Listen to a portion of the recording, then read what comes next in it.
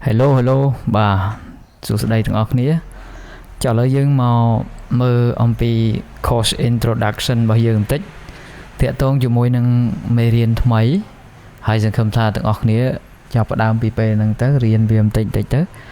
xâm rạp video nâng cứ dương chào bà đàm bình dô pi hạ tà workflow bao dương á chào pi chân nói xôn hồ tụ đó cầm rạch đại pra bàn tam chăm lòng chăm nấu chất bao dương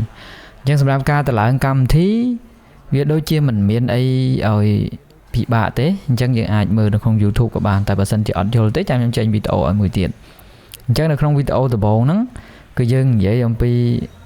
ở quay để dân tự thuê hay nâng cầm rạch ná để dân chạp đám hay bà to mà tiết tại dân stream luôn đôi mất sầm rạp chạp đám cho mùi nâng phía xa code Python nâng chỉ từ 4 dân click từ mơ folder miền 7 cứ miền 7 folder ní miền beginner intermediate និង advanced សម្រាប់ beginner ហ្នឹងគឺយើងចាប់ផ្ដើមពីដំបូងហ្នឹងទៅហើយយើងរៀនពី basic ទៅតែម្ដង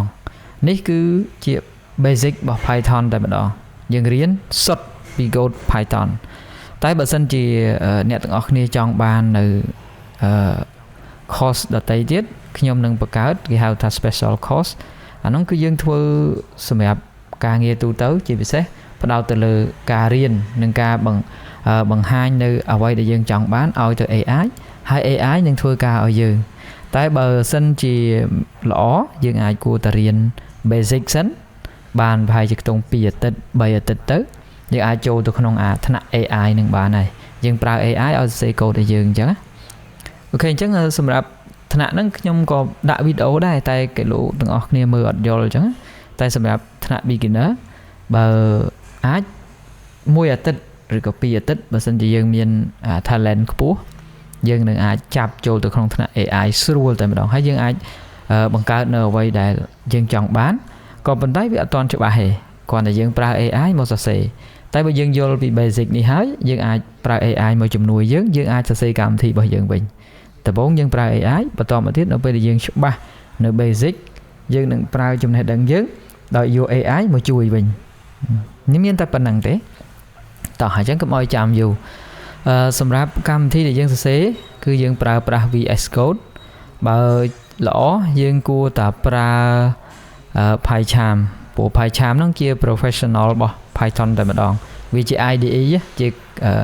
ជាកន្លែងដែលសរសេរកូដល្អបំផុតតែបើ VS Code វាល្អដែរគឺល្អដូចតែគ្នាតែគាត់ថា VS Code វាអត់ focus ទៅលើPython នេះវាអាចសរសេរចម្រុះ PyCharm ក៏អាចសរសេរចម្រុះដែរតែវាល្អត្រង់ថាវាមាន environment ស្រាប់មកអញ្ចឹងតែបើសិនជា VS Code អត់មានទេយើងត្រូវបង្កើតជា environment មួយហើយសម្រាប់ការបង្កើត environment នៅក្នុង VS Code ហ្នឹងវាមានពីររបៀបរបស់វាគឺទី1គឺយើង say command ម្ដងបាទហើយបន្តមកទៀតយើងត្រូវបង្កើតតាមគេហៅថា manual គាត់ថា click បាទនៅក្នុងវីដេអូហ្នឹងគឺខ្ញុំនឹងប្រាប់ពីរបៀប set up VS Code ដើម្បី ready ទៅសរសេរកូដរបស់ Python ហ្នឹងណាអូខេតោះអញ្ចឹងសម្រាប់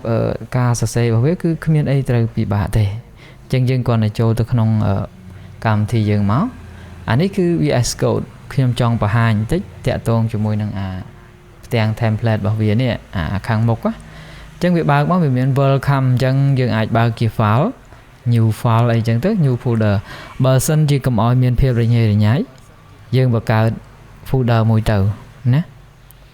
បើសិនជាយើងបង្កើត folder មួយទៅយើងសរសេររបស់យើងដាក់នៅក្នុង folder ហ្នឹងដូចថាមានឈ្មោះអីខ្លះដូចនេះខ្ញុំធ្វើកម្មវិធី download របស់ Kaisu អីចឹងទៅឬក៏កម្មវិធីផ្សេងទៀតសម្រាប់ធ្វើការរបស់ខ្ញុំចង់បានអញ្ចឹងយើងបង្កើត folder មួយវាស្រួល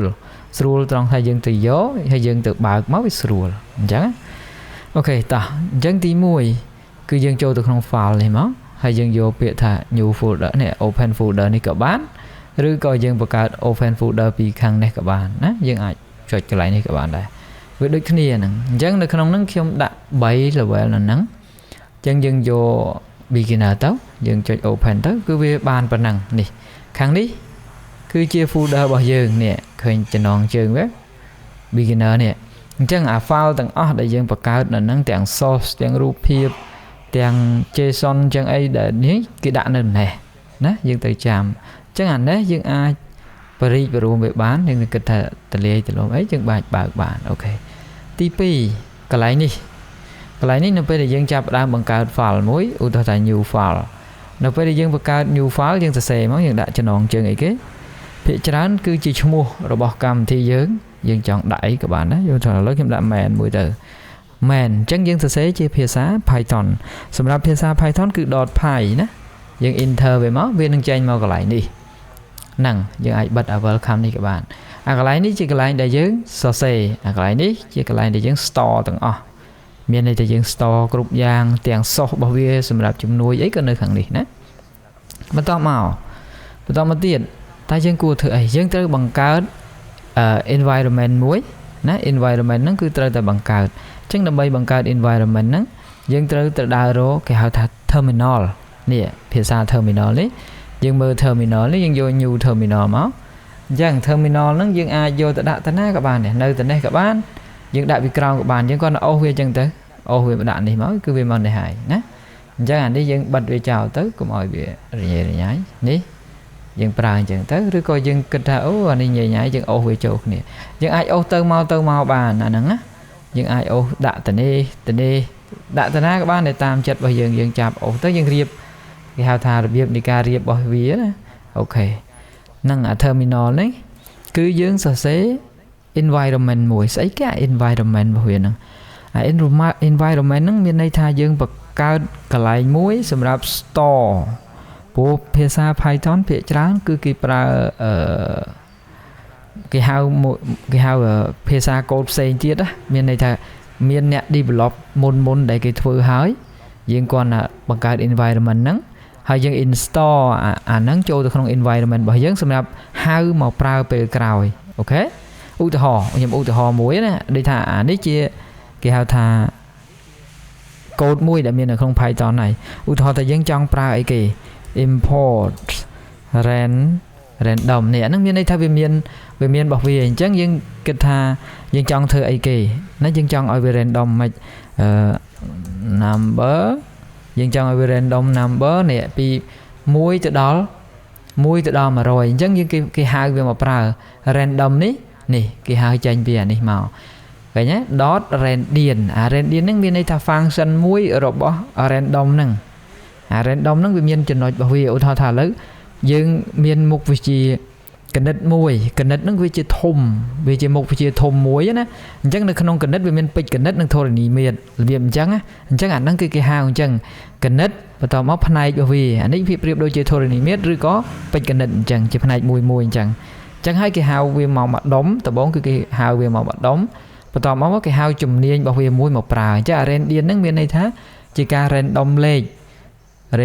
ពី1 2 3ដល់100វាអត់ច្បាស់តែចេញមកជាអីអញ្ចឹងឧទាហរណ៍ថាឥឡូវយើង save វាមួយមកតមកយើងក៏ចាប់ដើម run ហើយដើម្បី run ភាសាកូដនៅក្នុងអានេះយើងមើលនៅលើអានេះ run អានេះក៏បានណាចុច run code ឃើញទេដាក់ cursor ទៅលើវាទៅឃើញដាក់ចុច run code ឬក៏យើងអាចធ្វើអញ្ចឹងក៏បានដែរយើងសរសេរនៅក្នុងនេះ Python នេះមកបន្តមកទៀតយើងដាក់ថា Python អីចឹងទៅ main ឬក៏របៀបថាយើង run វានៅក្នុងអាហ្នឹងតែហ្មង run ពី terminal ហ្នឹងទៅហ្មងឧទាហរណ៍ថា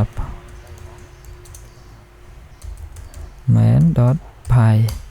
អញ្ចឹងនៅពេលដែលយើង run វាចោលចឹងទៅដោយសារខ្ញុំកែអាពណ៌នេះអញ្ចឹងយើងមើលអត់ឃើញទេឬក៏យើង run អានេះទៅនេះ result របស់វានឹងចេញនៅក្នុងនេះអញ្ចឹងដោយសារអីបានជាវាអត់មានអីសោះអញ្ចឹងពីព្រោះទី1យើងអត់បាន print វាណាយើងត្រូវរៀនភាសា print មួយទៀតអញ្ចឹងយើង run គឺរបៀបអញ្ចឹងនៅពេលដែលយើង print មកយើងដាក់ថា print ហ្នឹងយើងបើកវងកញ្ចក់បិទវងកញ្ចក់មួយមកយើងដាក់ f ហ្នឹងមានន័យថាformat string អញ្ចឹងណាអញ្ចឹងយើងដាក់មក print number អញ្ចឹងទៅនេះអញ្ចឹងមកបន្ទាប់មកយើង save វាមួយទៅហើយយើង run វាម្ដងទៀតមកអញ្ចឹងលេខដែលចេញចន្លោះពីនេះគឺចេញលេខ21ណារបៀបអញ្ចឹង result របស់វាគឺនៅតែនេះណា result របស់វាគឺនៅតែនេះ guess the number between 1ទៅដល់100អញ្ចឹងលេខដែល random ចន្លោះពី1ដល់100ហ្នឹងគឺ20អាហ្នឹងគេចង់បញ្ជាក់ថាគេហៅវាមកប្រើគឺចង់ចែកអានេះតែដោយសារអានេះយើងអាចមិនចាំបាច់ប្រើ environment ទេដោយសារវាជា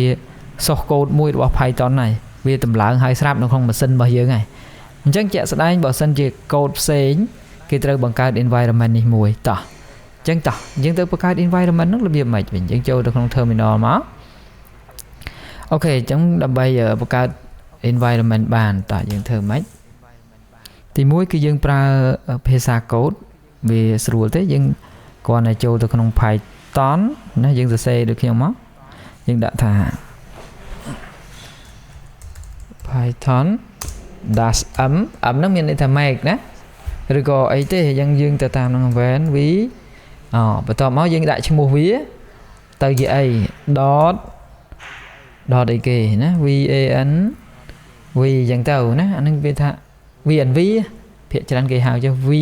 អញ្ចឹងយើងគាត់ថា enter វាមកអូខេនេះឃើញវាបង្កើត folder មួយនៅនេះហើយវាសួរយើងថាតើអានឹងជា create new មែនយើងគាត់ថា yes មកតោះមកនេះវាបង្កើតជា environment វាមួយនៅនេះអញ្ចឹងអាទាំងអស់ហ្នឹងវានឹង store អា code ដែលយើងចង់ហៅរបស់គេយកមកប្រើអញ្ចឹងរឿងទី1ដែលយើងចង់ចាប់ផ្ដើមសរសេរទី1គឺយើងបង្កើត file .py មួយដាក់ឈ្មោះមករឿងទី2គឺយើងត្រូវបង្កើត environment មួយសម្រាប់ប្រើនៅពេលក្រោយណាអញ្ចឹងសម្រាប់វីដេអូហ្នឹងគឺមានតែប៉ុណ្្នឹងទេអញ្ចឹងនៅដល់វីដេអូក្រោយៗទៀតគឺយើងបញ្យល់ពីការប្រើប្រាស់និងចាប់ផ្ដើមសរសេរ Python តែម្ដងណាអញ្ចឹងមានតែប៉ុណ្្នឹងឯងបាទអរគុណ